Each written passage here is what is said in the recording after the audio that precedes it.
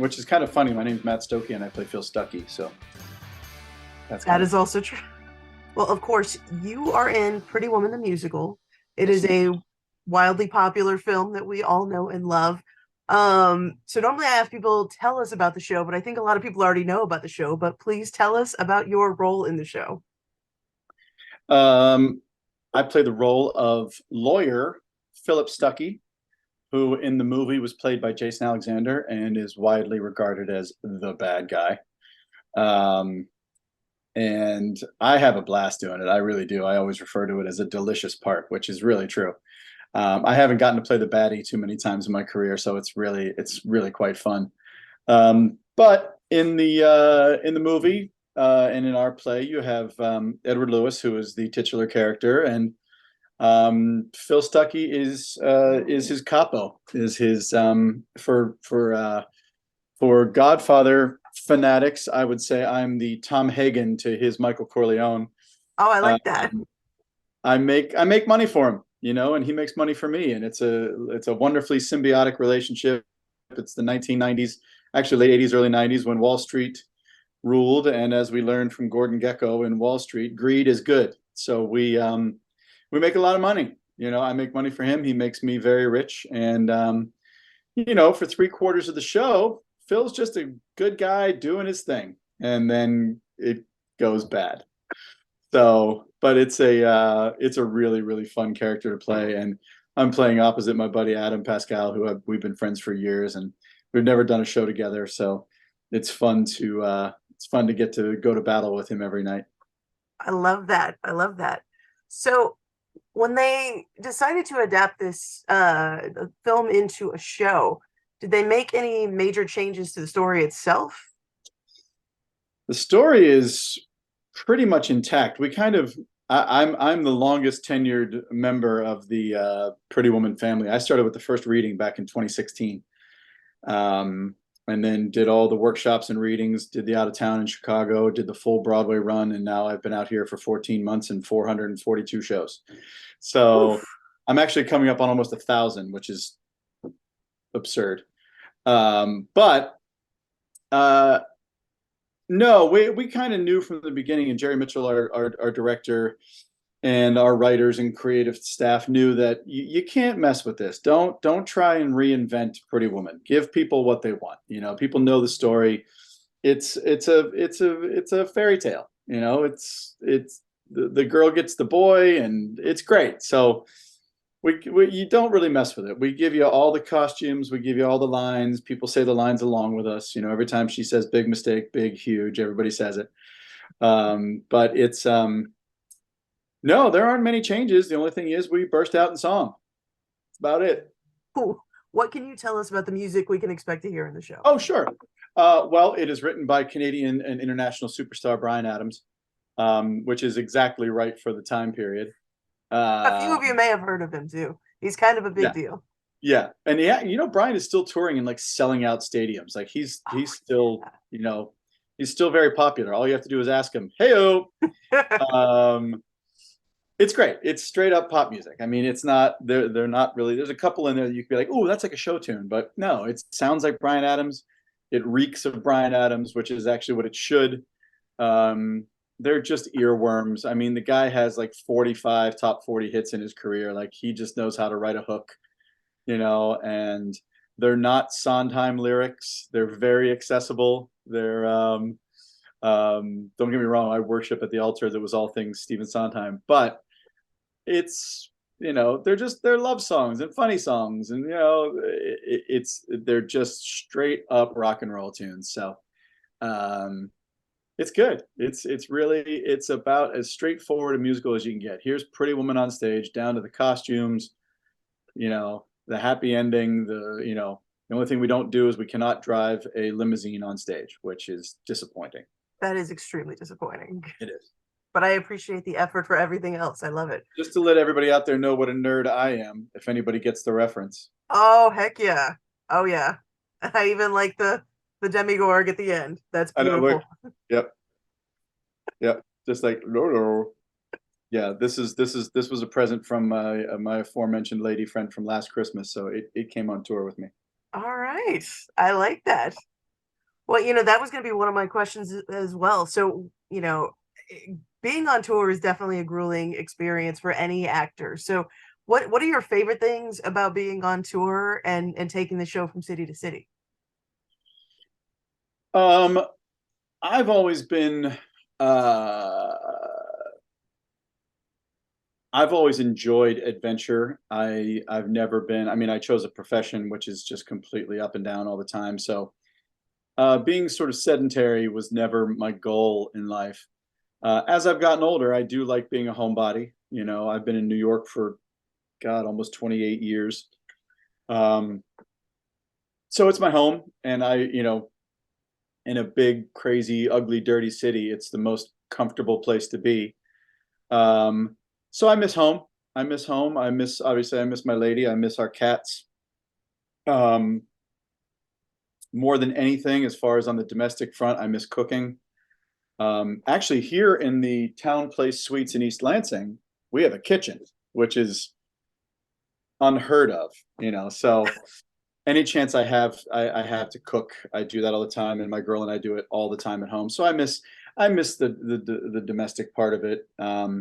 The things I like, I mean, hey man, I've spent my entire adult life getting paid to play make believe, so I'm the luckiest person in the world, and um, right now it's nice to go around the country and see people, see how people are doing, given the last 2 or 3 years, and it's nice to do a fun story for everybody, and just give them a couple hours of telling a fairy tale and singing and dancing. And so far, the crowds across the country have been fabulous, and we've been selling like crazy. And that part I love. I mean, I still, after 30 years as a professional actor, I still love performing, and um, it's a great gig, and I've worked with Jerry Mitchell many times before, and he sent me out here. I didn't really want to leave home, but you know what? After a couple of years of pandemic, I wanted to get out of New York, and also jobs are still scarce in our business. I mean, it's almost back, but it's not all the way back. Um, so to get a good gig, even if it meant being on the road and get out of the city and get a little bit of perspective on things, um, it's a great job. It's a great job. Will I be happy when it's May 7th? Yes, I'll be very happy when it's May 7th, which is the end of the tour. So, but we have a 2 week break at Christmas starting on Monday, and then we have a couple other little breaks in the spring, and then we're done, first week of May. So, but we've been out here 14 months and 440 shows. So it's been, I'm just, hey, first of all, I'm forever grateful to our producers and our general managers for taking the chance, because when they booked these tours at the beginning of 2021, who knew what was going to happen? Nobody knew.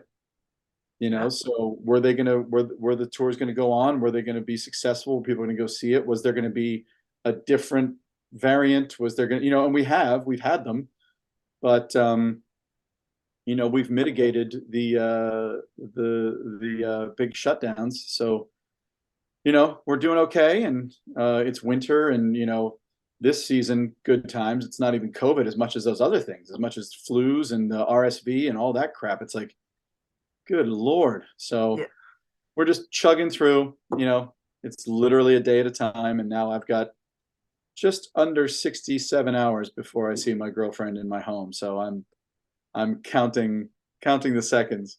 You can barely tell. You can barely tell that you got Honestly, down. honestly, that's all I can talk about. Can I get out of here, please?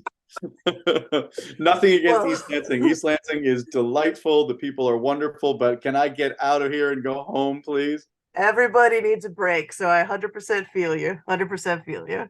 And just know that Houston will be very excited to welcome you when you're back from break and you're recharged and refreshed. Yeah, I'm looking forward to it. It's been 22 years. The last time I performed there was um, on the tour of Titanic in 2000. Oh, And wow. I don't want to even ask how old you were. Um, I was graduating high school, okay? Lies. Um, but yeah, we performed at a place called Jones Hall, which apparently is still there, but doesn't do the big touring companies anymore. Uh, No, no, yeah, it's still there though. Oh, that's One thing I wild. remember was that we were there in the summer, which was, oh, and it was about 107. Yeah, it was about 178 degrees out with 91% humidity. And you walked into Jones Hall, and it was like 52. And so you'd get in there and you'd freeze your butt off for 3 hours of doing the show. And then you'd go to the stage door and open the door, and it would just be like, it was the worst. It was absolutely the worst. I was like, oh my God, Houston in the summer. Why are we in Texas in the summer? What are we doing? I ask myself that every summer anyway, and I've always lived here, so there's that. Um, Oh man. yeah. So I mean, hopefully, well, then again, I hope it doesn't mimic last January when y'all got freaking socked in. I don't know. I think now they're actually telling us it's supposed to be like 18 degrees on Christmas morning, and none of us know what to do with that. So you got to Holy, do what you got to do. You got to go buy some. We're gonna get water and bread because everybody's gonna panic. oh, I So know. People are ridiculous. like we'll be fine. I've been to Chicago in February. It could be worse. I promise, guys. There's no doubt. But well, I'm cautiously optimistic that our 5 or 6 weeks in Texas will be temperate. I'm hoping. Yes, you definitely will not be sweating. I hope. Then again, Yeah, I literally, or I think this freezing. past week, yeah, this past week, I literally have worn a sweater. I've worn shorts. I've had flip flops. There you I go. mean, you have to put everything in the car just in case. Of course. No, I'm looking forward to it. Um. Okay, so back to the show. I forgot what Sure. we're. As far as this kind of production goes, do you feel like there's extra added pressure on the cast to deliver when a show is based on something iconic like a film? Um, uh, I think it's more incumbent upon the creators than it is for the performers. We, we read the lines that are given to us. We sing the songs that are given to us. Now, there is a sensibility for those of us who remember the movie. Trust me, there's a lot of kids in this movie. When I say, or in this show, when I say kids, I mean people who were born after I made my Broadway debut, after Adam and I both made our Broadway debuts. Um, and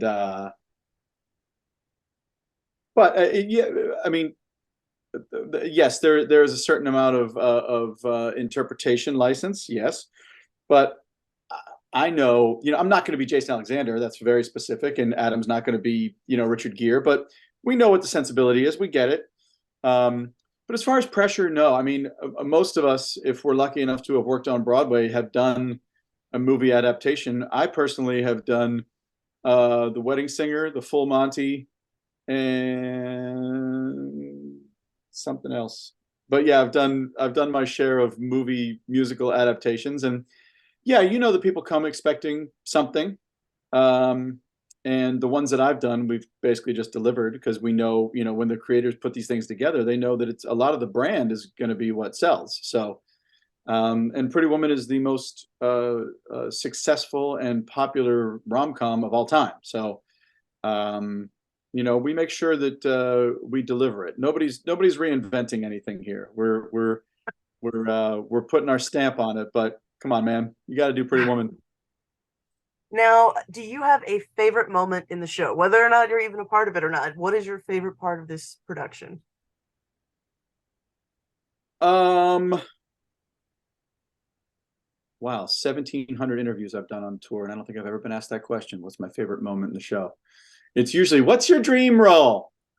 Um, but You say it's Julia Roberts? Is like, honestly, yeah. uh, um, it's funny. My Adam Pascal, who plays Ed Lewis, who like in 1996, like everybody else, I was just a fan. I was a fanboy of all the Rent people, and I went in and auditioned for Roger probably 15 times and Mark 15 times, and I bleached my hair, which probably caused this. Wow. Yeah, I mean, I remind Adam weekly that he's the reason why my hair fell out. Meanwhile, he's got this beautiful head of hair. I'm like, you're bastard. But I really enjoy doing the show with Adam. We're the two old guys on the tour. We're in our 50s, and um, I think we really enjoy doing our scenes together and kind of telling the story because ours are all book scenes. We don't sing in each other's faces. We don't, it's all kind of exposition and creating our relationship. And then the penultimate scene in the penthouse where I get my comeuppance. That's all I'll ruin. Um, it's great fun. It's great fun in the midst of a big kind of splashy musical to have these scenes where we can really just kind of be actors and tell the story. And I think it speaks to our generation, and how we were trained and how we've created our careers. That something I'm very proud of is you'll never see Adam or I, to coin a sports reference, take a play off. I've been given too much from this business to not have the integrity to go out every night, even if it's show 440. And you do it as well as you can, and you put everything into it, even if you're feeling crappy, even if, whatever. So I would say my favorite moments in the show are the scenes I get to do with him and the scenes I get to do with Jesse Davidson, um, who plays what's her name? Vivian. That pretty girl, like that pretty woman. I only say it 600 times a show. Jesus. It's It's all good. how Hey, cooked our brains are. if it makes you feel any better, my mom, gave birth to me and my siblings and still had to go through all three of my siblings' names before she could get to whoever she was actually talking to. It's just the way it Always, is, man.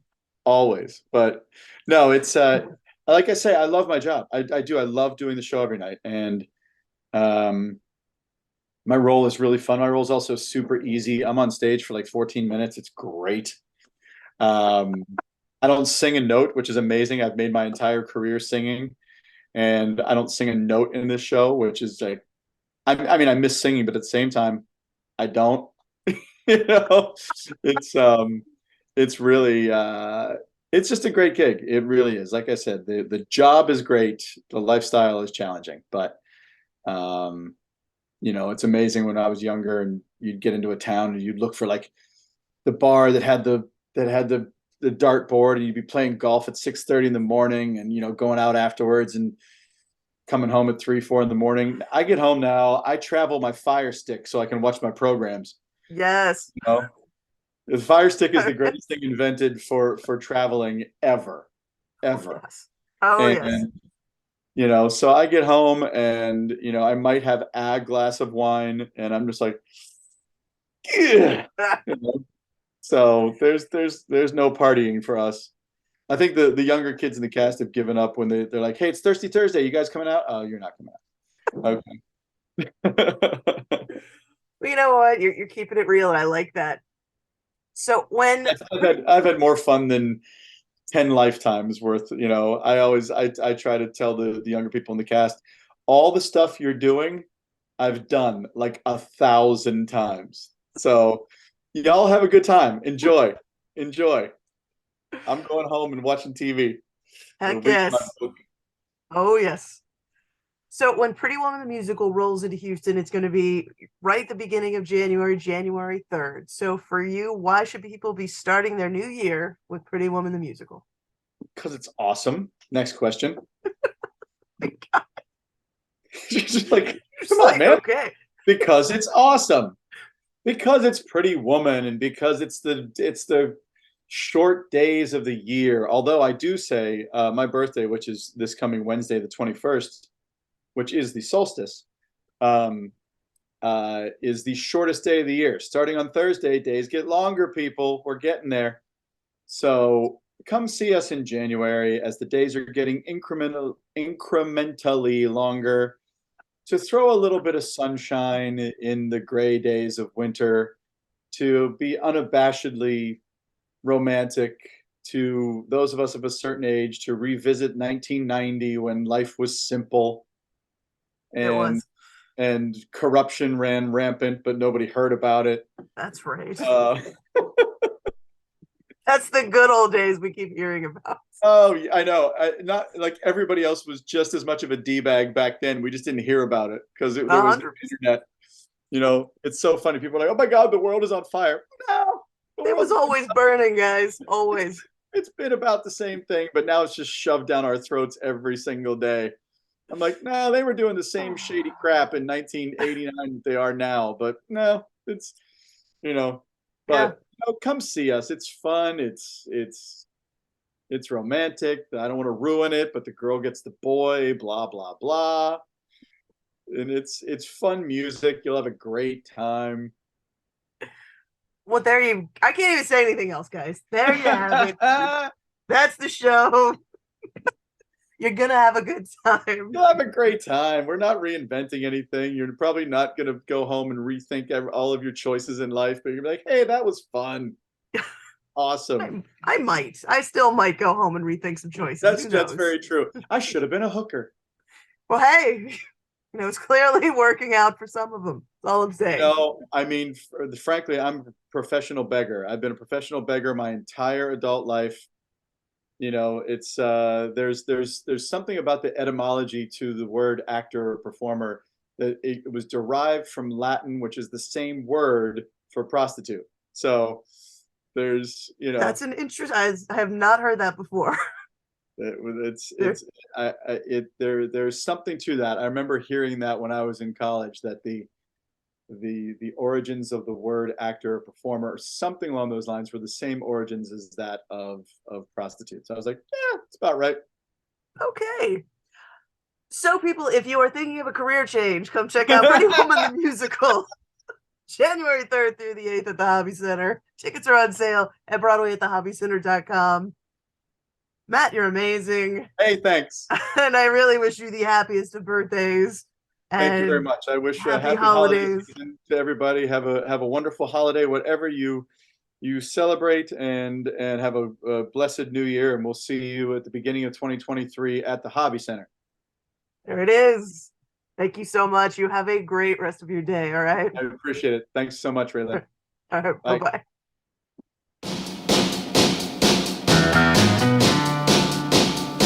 Welcome to Hollywood. What's your dream? Pretty woman.